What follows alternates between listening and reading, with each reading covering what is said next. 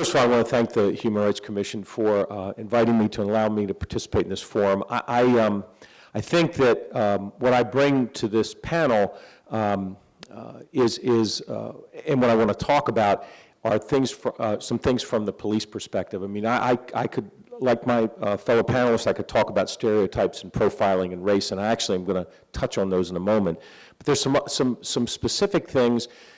There's a lot of things that I think contributed to the Trayvon Martin case. And when you talk, if you're just talking about the death of a young man, that's the crux of the case and certainly the heart of the case. But there's a lot of things, in my view, that to talk about that case. You know, how the justice system dealt with that case, the criminal investigation that was done in that case, what led up to that young man's death. So I want to talk about a couple of those things from a police perspective.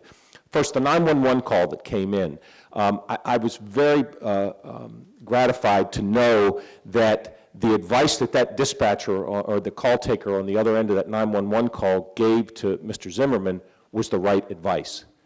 Don't get out of your car, just observe. Police are on the way to check it out. He obviously did not follow that advice. The neighborhood watch got a lot of criticism as a result of this case. I can tell you that the way we have hundreds of neighborhood watches in Montgomery County.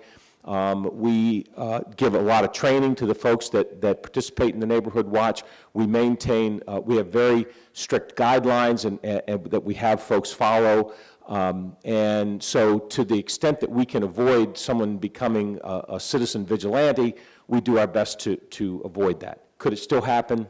Absolutely, it could happen. But we've been very fortunate in that it has not to date, and we do take measures to try and make sure that it does not happen with the training and the advice that we give to the neighborhood watches here. Let me talk about one of the things that I think is one of the big contributors to this case, and that's the stand your ground law that Florida has. And I can't say it any better than John Timoney. John Timoney was a deputy commissioner for the NYPD. He then became commissioner for the Philadelphia Police, and most recently actually has been overseeing the police department in Northern Ireland, but he also spent time as the police chief in Miami, Florida. And he wrote an op-ed piece to the New York Times. Let me just read you a little bit of it.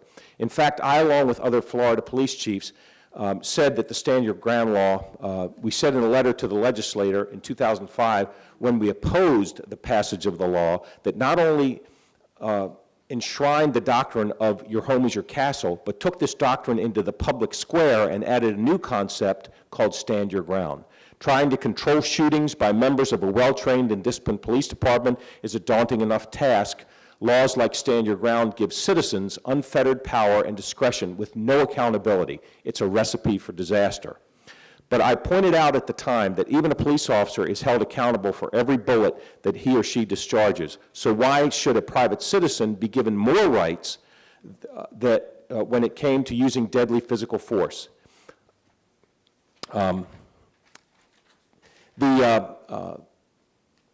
One of the things that was on trial in the Zimmerman trial was the stand your ground law. And from the Tampa Bay Times, they said Florida's stand your ground law says that legislators might need to make changes to ensure the law is applied fairly and equally. For nearly 200 stand your ground cases, it showed a widespread confusion and disparities in the way the law was being implemented. Okay. Think about race. Judges have issued contradictory rulings in similar cases that have sent one defendant to prison while setting another one free. Removing the duty to retreat made it more difficult for juries to fix blame in complicated self-defense cases.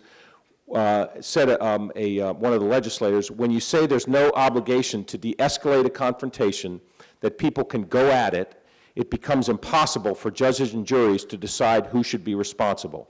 Just in a state as armed as Florida, the outcomes were not unpredictable. I can't stress enough what a recipe for disaster I think the stand your ground laws are.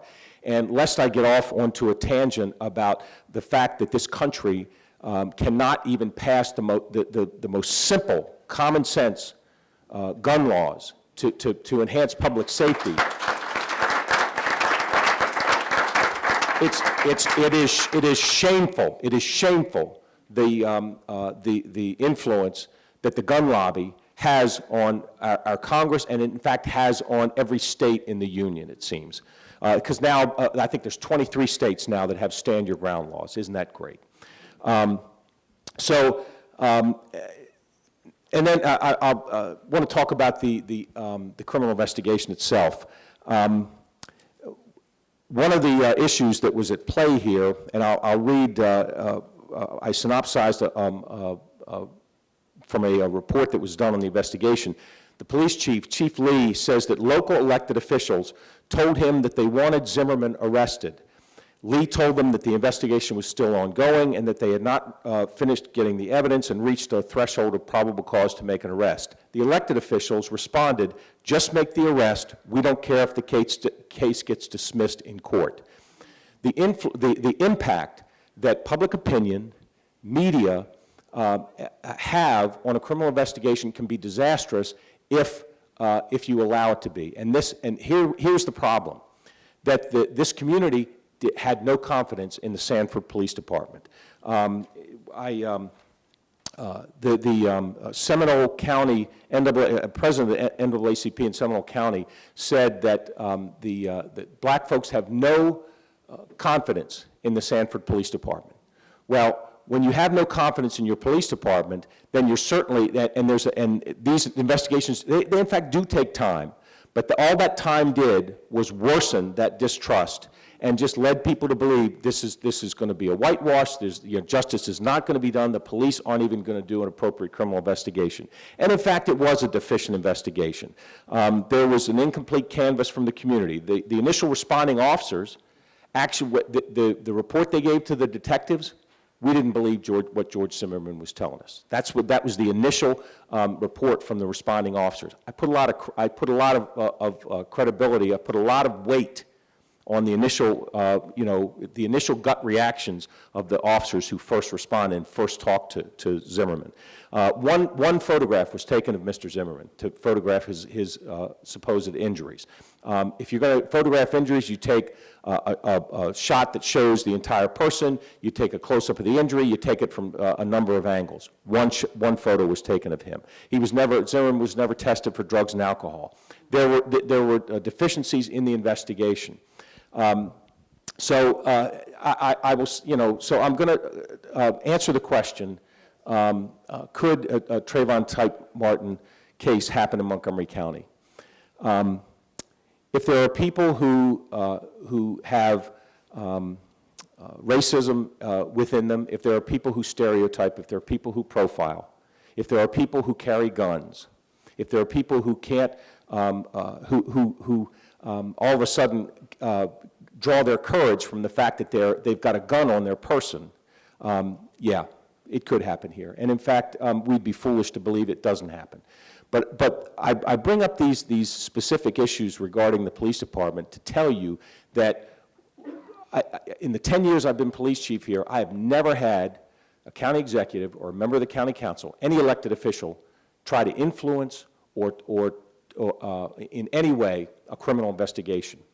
We have a state's attorney in Montgomery County that would not tolerate any political interference in terms of the decision that he made. John McCarthy would never tolerate any political interference on the decision he made with regard to a criminal prosecution. We don't, thank God, Maryland does not have a stand your ground law, although I'll tell you every year there's legislators from around the state who would like to see one passed. So in that regard, I think that we have a little bit better chance of a case like this happening. But again, when you get down to it and you have someone with a gun who believes that and again, draws their courage from the fact that they've got that gun on their person, and doesn't know how to handle a confrontation, gets into a confrontation that they never should have gotten into, and there's plenty of people like that everywhere in this country, then there's always the threat, there's always the possibility of having a tragic case like this.